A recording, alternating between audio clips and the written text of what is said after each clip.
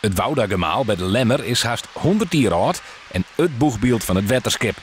Om ervoor te zorgen dat de stoommachines nog jaren mee kennen, is het wraaderfgoed vlien hier voor dik 8 miljoen euro renoveerd. Dat woer de minister die er ook gaat, nou wel eens mijn eigen zien. Ik vind het heel belangrijk dat we een mooie werelderfgoed dat we in Nederland hebben, dat we dat ook zichtbaar maken voor iedereen. Ja, en ik denk dit is een fantastisch uitje om naartoe te gaan. Een hele mooie plek, een interessant bezoekerscentrum. En zeker als je deze machines in werking kan zien, echt heel bijzonder. Ik ben heel blij dat ik hier ben vandaag. Maar u voelt ook aan die machines, hè? Ja, viel mij op. Ja, Waarom doet u dat? Horen, voelen. Hier gaat heel veel gevoel bij deze machines. Je hebt geen meters overal op zitten. Het is gewoon een stukje horen, luisteren.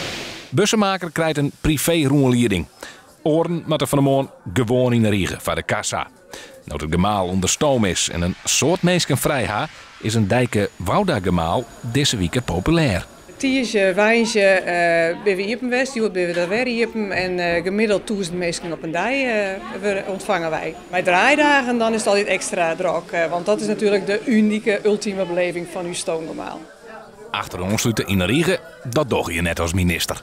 De tijd is voor mij kort en het is voor mij ook van belang omdat ik de minister ben die dat werelderfgoed moet zorgen dat we dat ook internationaal goed beschermen. Om ook wel een beetje te weten wat er speelt. Dus dit blijft voor mij toch gewoon werk.